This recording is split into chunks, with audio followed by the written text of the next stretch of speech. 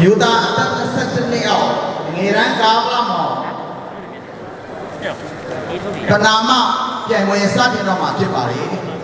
ပြန်မောရင်မဆစ်တစ်ကဥဆောင်ပြီးတော့စင်မြင့်ထက်မှာနေရာယူဖို့ဖိတ်ခေါ်ပါတယ်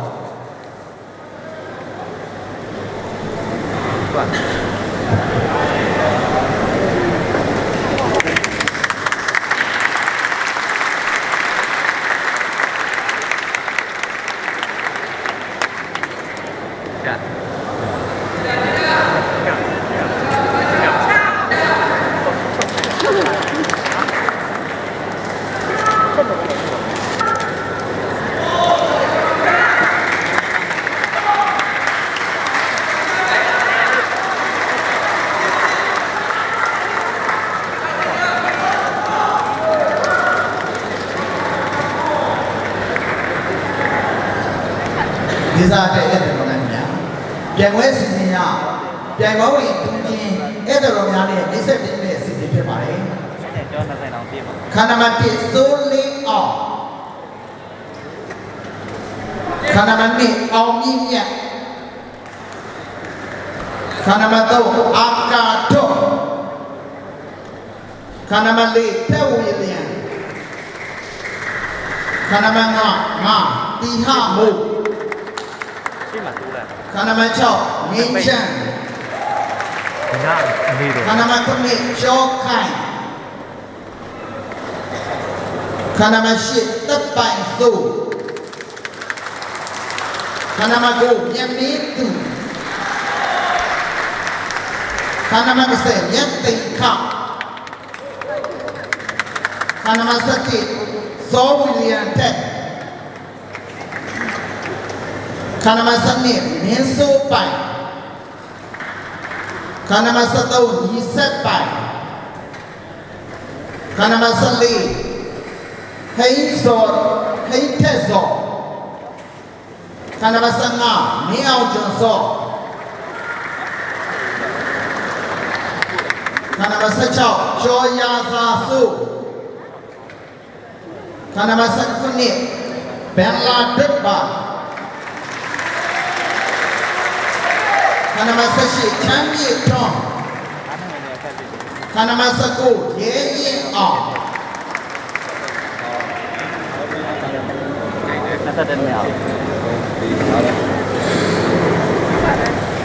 ခန္ဓာမ73ရှင်းတိုင်ညီဇော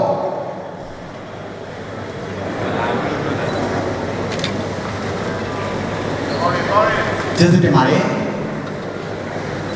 စနစ်တောင်လန်တိုင်းဒီများမှာနေရာချင်းပေးမှာဖြစ်ပါတယ်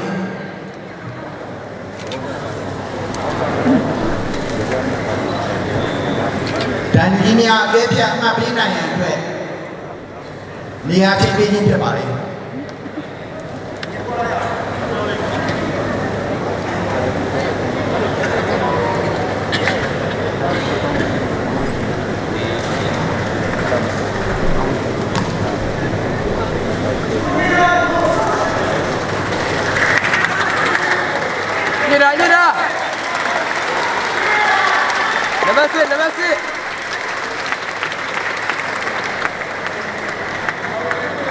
Nyira.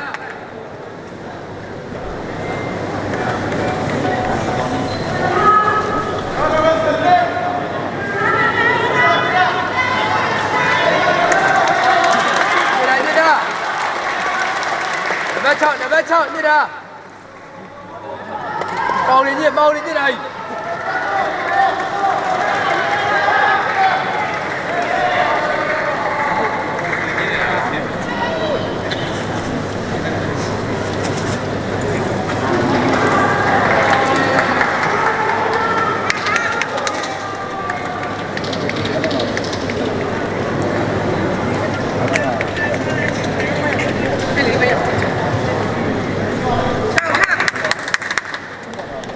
Lên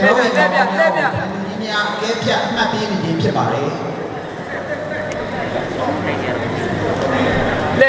lên bia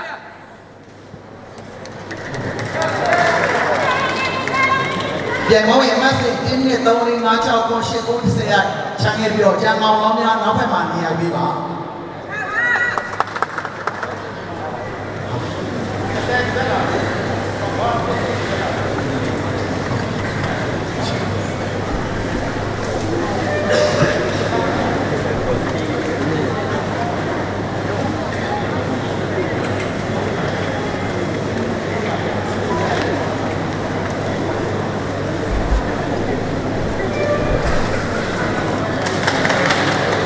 ပြန်ဝဲစီစဉ်ရ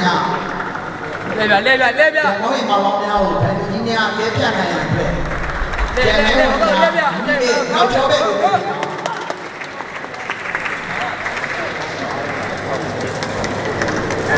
ခံတာပေါင်နေညစ်တာညစ်ကောင်းတယ်လဲပြလဲပြလဲ ရှိမဲ့လေပြပါ လဲတာပတ်ပြဟိုဘဒီပဲလဲ ကျေးဇူးတင်ပါတယ်ဆက်လက်ပြီးတော့ပြန်ဝဲစီစဉ်ရတမန်ကွန်ပြမျိုးပြန်နေရှင်ပြန်တော့မှာဖြစ်တဲ့အတွက်တမန်ကွန်ပြအဆင့်1 from double biceps ပေါင်နေညစ်တာပဲနော်ပေါင်နေမလို့စင်နဲ့ဟိုကောင်းတယ်လဲနံပါတ်6လဲတာနံပါတ်6လဲတာလဲပြ ကျေးဇူးတင်ပါတယ်တမန်ကွန်ပြအဆင့်2 from let's spread ဆဲလဲပြညစ်ပေါင်နေညစ်တာပေါင်နေညစ်လဲဟိုလဲပေါင်နေညစ်တာ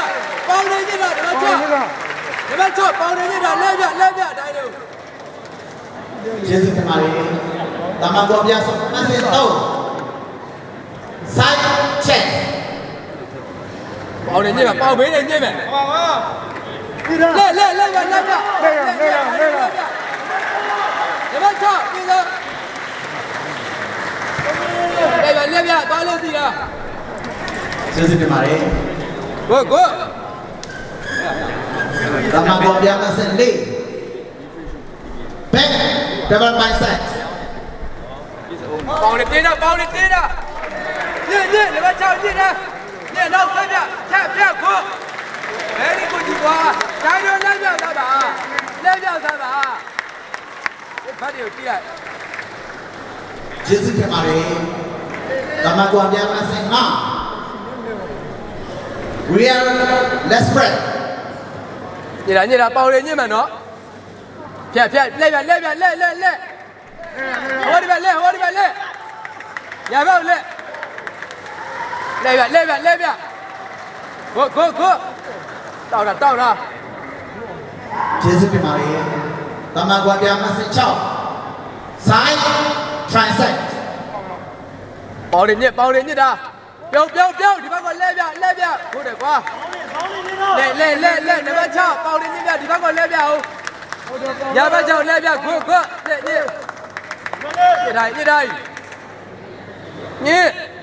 ကို ကျေးဇူးတင်ပါတယ်တမန်ကွန်ပြအဆင့်9 abdominal side ဘယ်ဒီညစ်ပဲပေါင်ညစ်ပြီးညစ်မယ်နော်ပေါင်နေညစ်တာပေါင်နေညစ်လဲပြနံပါတ်6လဲပြတိုင်းတော့လဲပြပေါင်နေညစ်တာပေါင်နေညစ်တာရှိုက်ကောင်းတယ် ကျေးဇူးတင်ပါတယ်အောင်လောင်းများနောက်ဖက်မှာပြန်လည်နေပြီပါ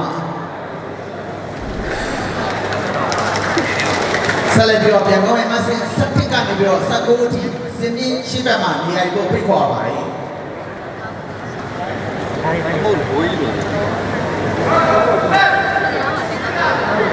ပြည်ပြည်ဆိုင်ရာတမန်ကွန်ပြ9မျိုးပြန်နေရှင်ပြန်တော့မှာဖြစ်ပါတယ်တမန်ကွန်ပြအဆင့်1 front double biceps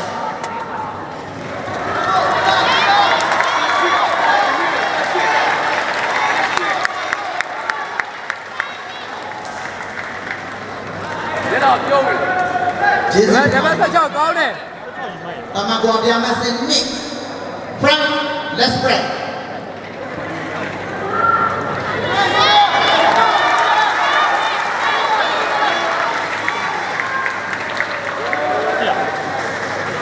ဘိုးကနံပါတ်22နေအောင်မဟုတ်တော့ ကျေးဇူးတင်ပါတယ်တမန်ကွန်ပြအဆင့်3 side chest 18 ညစ်တာဒိုင်းတွေလဲပြ16ဒိုင်းတွေလဲပြမယ်ကောင်းတော့ညစ်ခိုင်းပါ ကျေးဇူးတင်ပါတယ် 16ဒိုင်းတွေလဲပြနော် ပြန်မစက်လေးဘက်ဒဘဘိုင်းဆိုင်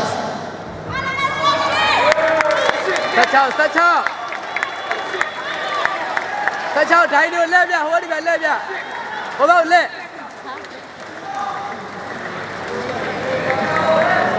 ညစ်တာ ကျေးဇူးတင်ပါတယ်တမန်တော်ပြန်မစက်ငါ real let's spread ညစ်ဒိုင်းတွေလဲပြ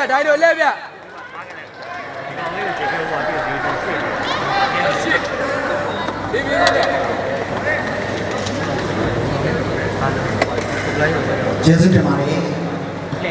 တမန်တော်ပြန်မစက်6 side tricep ပေါင်ရညစ်တာဒိုင်းတွေလဲပြ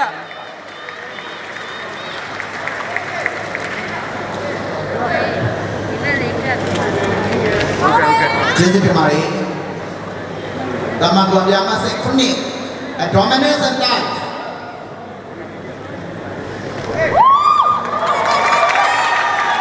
ဘာပိုက်ချက်သားနဲ့ပေါက်ချက်သားများရှင်ပြန်နေဖြစ်ပါလေ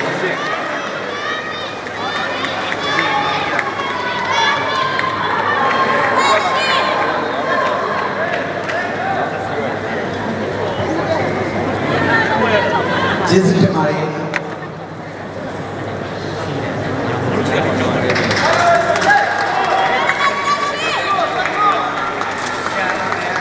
ဘောလုံးများနောက်ကျော်ဘက်မှာပြန်လည်နေရပြီပါဒ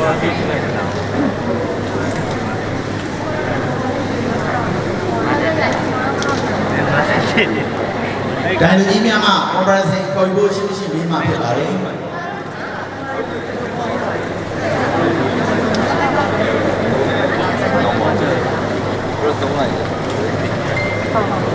ညစ်တာအောက်မှနေလဲဖြတ်ထားလေ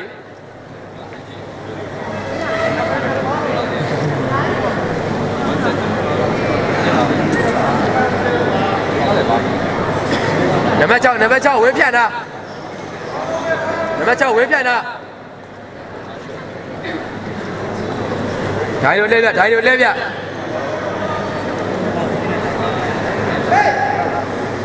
ပေါင်တွေညစ်တာ comparison ကိုကားရရှိပါတယ်ခဏမှ6ထွက် ခဏမှ14ခဏမှ16ခဏမှ18 ခါရမ6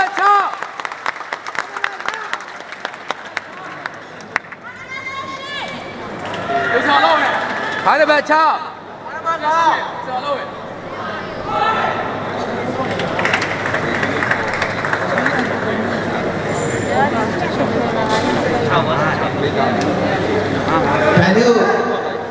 ဒိုင်လေးမှာခေါ်ထားခြင်းဖြစ်ပါတယ်ပြန်ကောင်းရခြင်းဖြစ်နေလားဆင်ပါ134ခုနဲ့ရှင်ကျဲမှာဖြစ်ပါတယ်ကဲ16ဆက် တမန်တော်ကပါစတိတော့ brand တမန်ပိုင်းဆက် ညတာဒိုင်းတို့လက်ပြ6နံပါတ်6ဘိုင်းနဲ့ညစ်အောင်ဆက်မယ်ရကဲ6ဒိုင်းတို့လက်ပြမယ်လို့နံပါတ်6ပေါင်နေညစ်တာ ကျေးဇူးတင်ပါတယ် ပြောင်းလေးမဆွဲထား တမန်တော်ကပါစ3 side check side check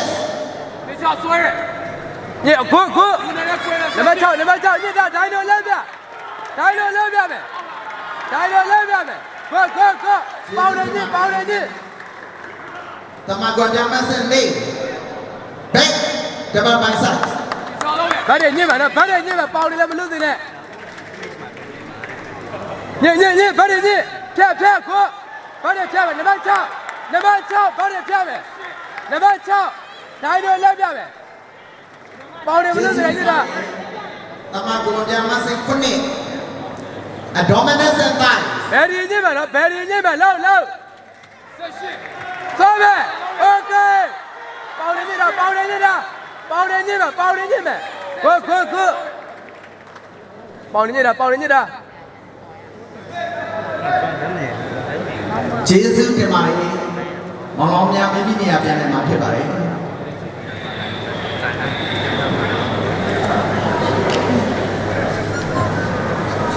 ဒါဒီကြီးများမှာ comparison ခွဲဖို့မရှိတော့တဲ့အတွက်ပြန်ပေါ်ရဲ့မက်ဆေ့တစ်ကောက်ဆောင်ပြီးတော့စင်းင်းထက်ကပြန်လဲထွက်ပေါ်တော့မှာဖြစ်ပါတယ်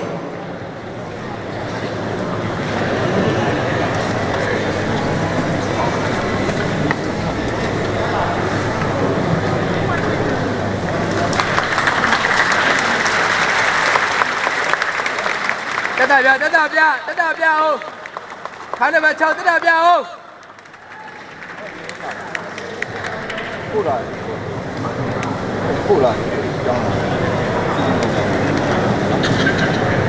တောင်းစရမ်းတော့တုံးလာတယ်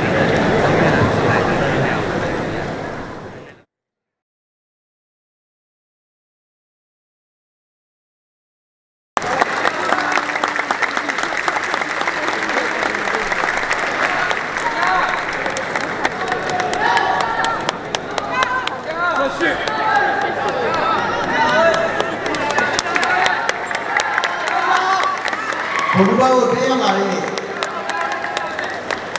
ကာယမနာမောင်များနဲ့ပြန်လဲမိတ်ဆက်ပေးရမယ်ဆိုရင်ခါနမနဲ့အောင်မြင့်မြတ်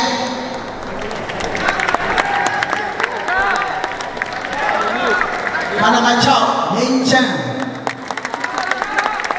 ခါနမ7အိမ်ပတ်စောခါနမ16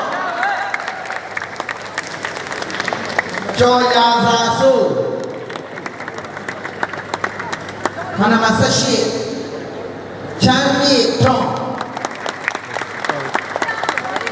ဒီစပါလေပြန်ပါလေပြန်ပါလေအစီအစဉ်ရခန္ဓာမနှစ်ကချမ်းခဲ့ပြီးတော့ကျမ်းမောင်များနားနေကားမှာတိတ္တနားနေလို့ဖြစ်ပါလေဒီဂိတာသာစင်နဲ့ရှင်ကြိုင်တော့မှာဖြစ်ပါလေ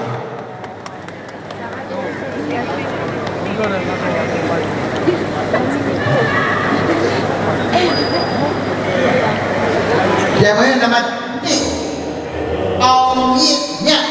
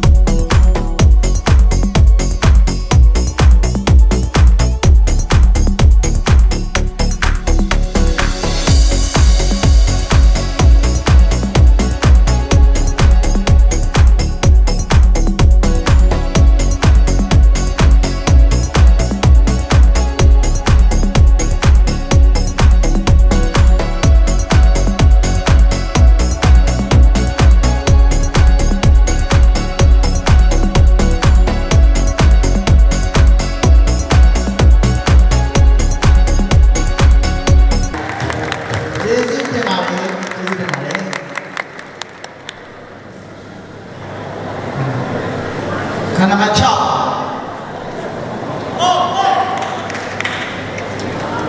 ငိမ့်ချမ်း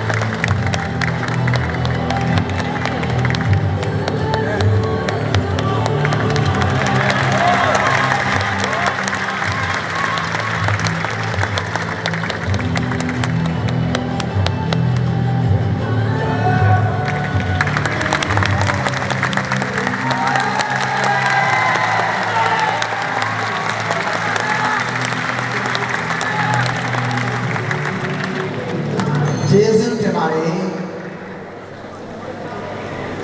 ခန္ဓာမ14ဟိတ်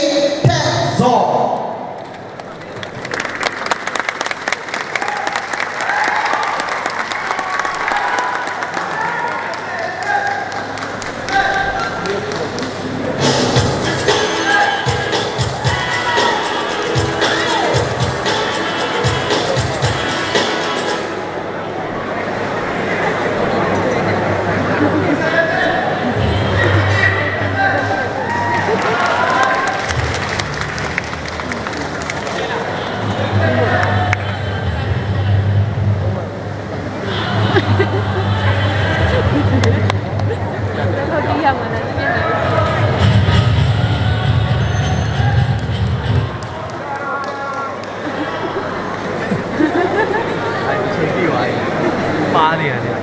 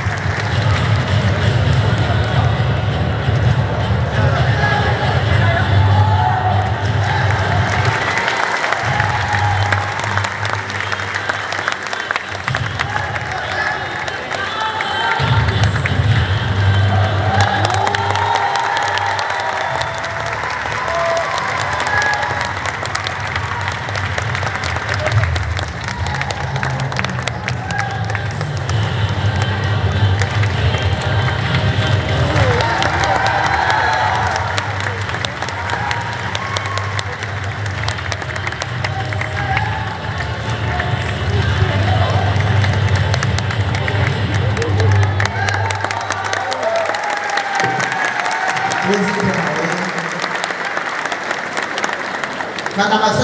16ကျော်ရာစာစိုး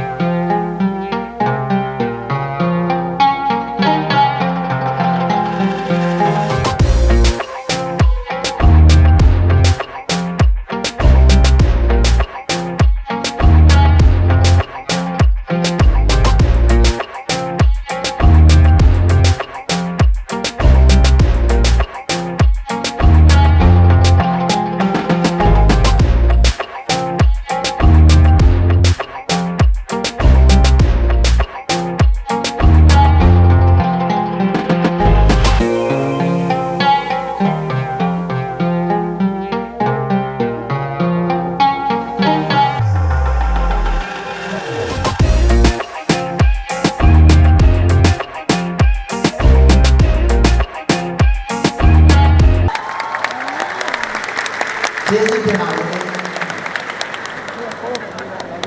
နောက်ဆုံးရှင်းပြမယ်မောင်ခန္ဓာမှာ18ချမ်းမြေထွန်း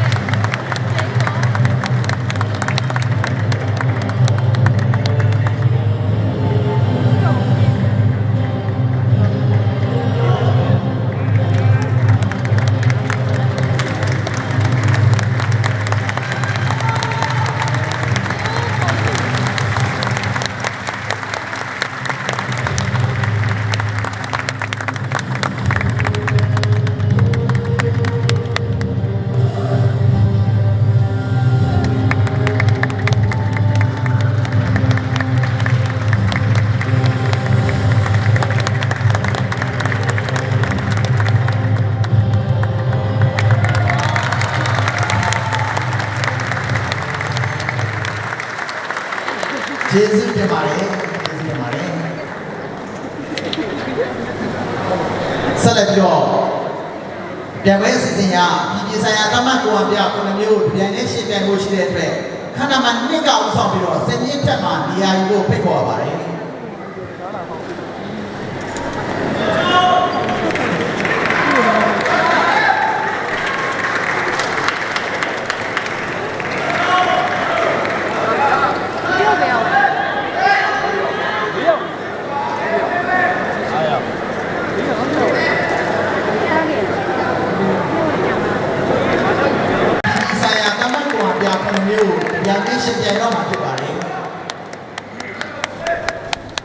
တမန်တော်ပြမစစ်တစ် brand တပန်ပိုင်းဆက်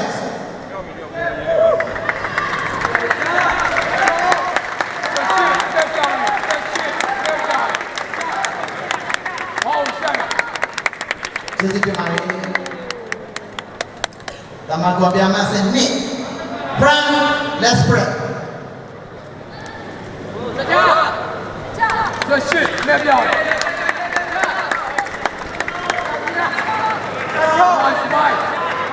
这是no way。ကျေးဇူးတင်ပါတယ်။တမန်တော်များများစတော့ side check OK，列表这是。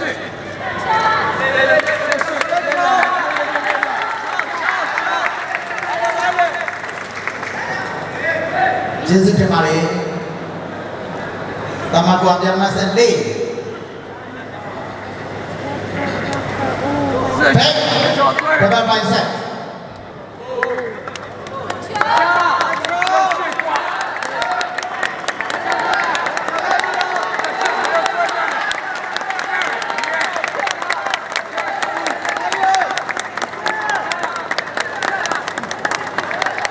ကျေးဇူးတင်ပါတယ်။တမန်တော်များများစငါ real let's break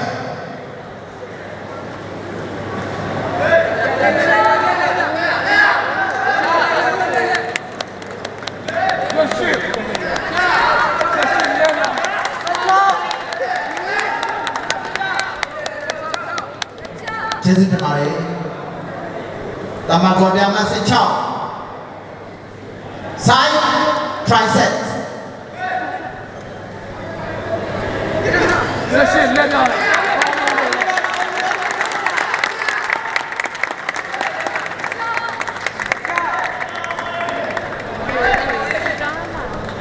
ကျေးဇူးတင်ပါတယ်။တမန်တော်များများစ9别吵闹了，这是。 abdominals and thighs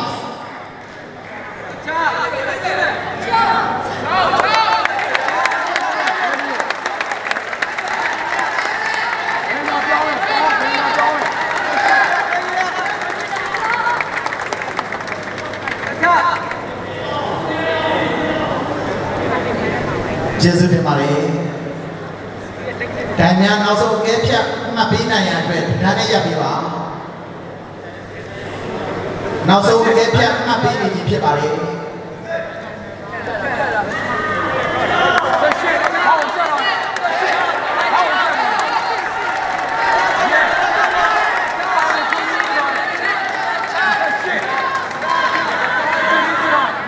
ကျေးဇူးတင်ပါတယ်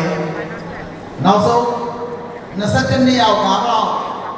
မောင်မျိုးသားပြန်ဝင် post down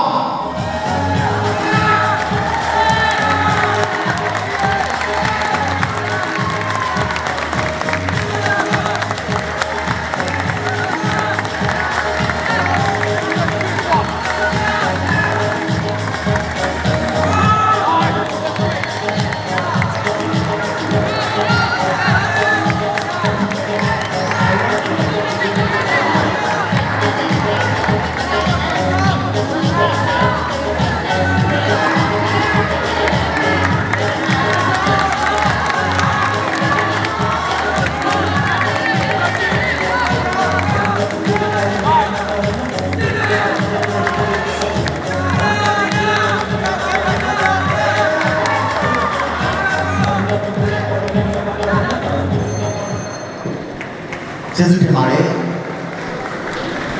22နှစ်အောက်ကာဗလာမောင်ဘိုလူပွဲပြည်တိုင်ဝင်ပြည်ဆုံးကြီးဖြစ်တဲ့အတွက်ခန္ဓာမနှစ်ကဥဆောင်ပြီးတော့စစ်တစ်ထက်ကပြန်လည်ထွက်ခွာဖို့ဖြစ်ပါတယ်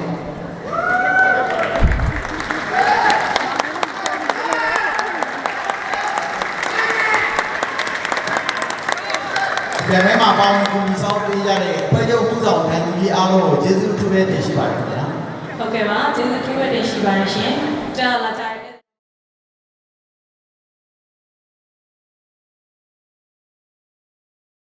စင်ရပေါ်တို့နေရာယူပေးပါရှင်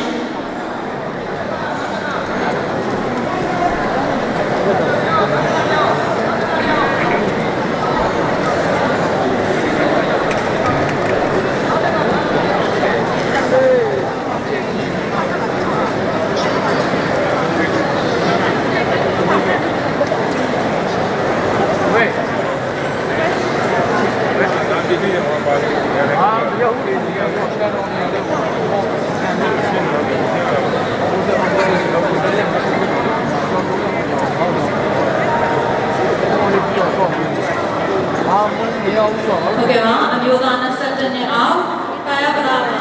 ပြန်ခွဲမှာစုချီးမြှင့်ပေးဖို့အတွက်ရန်ကုန်တိုင်းဒေသကြီးအစိုးရဝင်ဝင်ကြီးချုပ်ဦးစိုးသိန်းအောင်စင်ကြီးပေါ်သို့တက်ရောက်ပေးပါရန်လေးစားစွာနဲ့ပန်ကြားအပ်ပါရရှင်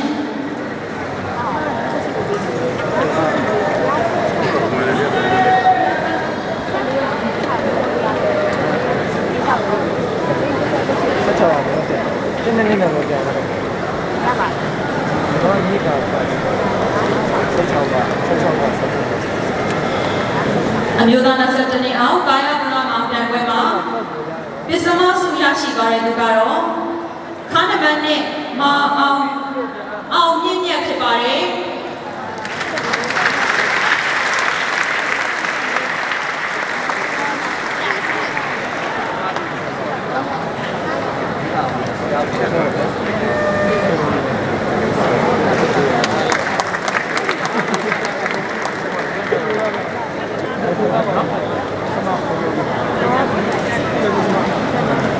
ရောဘီဆန်ဆက်လက်ပေးပါ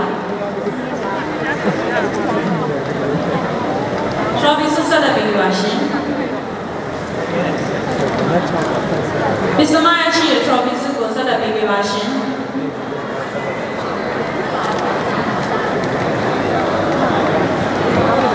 ဟုတ်ကဲ့ပါဆက်လက်ပြီးတော့စတုထရရှိတဲ့သူကိုကြီးညာပေးမှာဖြစ်ပါတယ်စတုထရရှိတဲ့သူကတော့ဖားနံပါတ်18မောင်ချမ်းမြင့်ထုံးဖြစ်ပါတယ်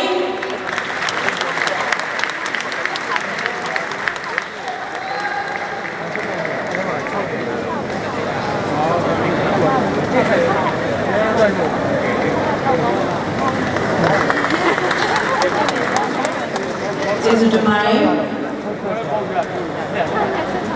ဆက်လက်ပြီးတော့လည်းတတိယရရှိသွားတဲ့သူကိုကြီးညာပေးမှာဖြစ်ပါတယ်တတိယရရှိသွားတဲ့နိုင်ငံဝင်ကတော့ဖားနံပါတ်16မောင်ကျော်ရာသာဆုံးဖြစ်ပါတယ်ရှင်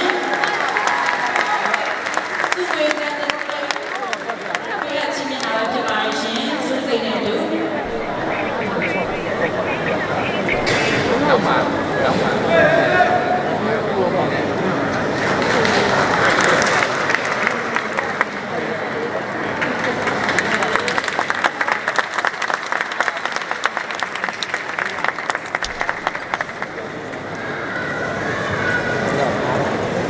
ကျေးဇူးတင်ပါတယ်ဆက်လက်ပြီးတော့လည်းဒုတိယဆုရရှိတဲ့သူကိုတင်ညာပေးမှာဖြစ်ပါတယ်ရှင်ဒုတိယဆုရရှိတဲ့သူကတော့ဖားနံပါတ်14မောင်ရီခရစ်စတာသူတွေတဲ့တိုင်းမှာလည်းဒီစုလေးကိုလက်ခံပေးပါရှင်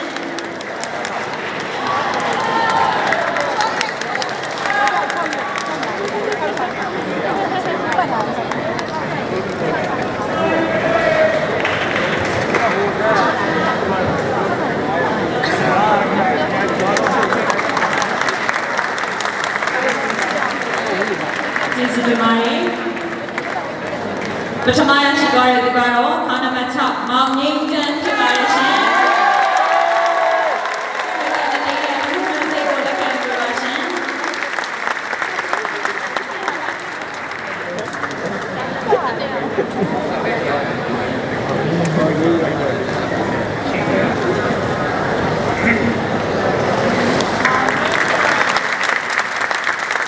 ကျေးဇူးတင်ပါတယ်ရှိပါရှင်ဆက်လက်ပြီးတော့လည်းဆူရရှိတဲ့ကစားသမားတွေနဲ့အတူဝင်ကြီးချုပ်ကြီးမှာအမတ်တရားတက်ပုံရိုက်ကူးမှာဖြစ်ပါတယ်ရှင်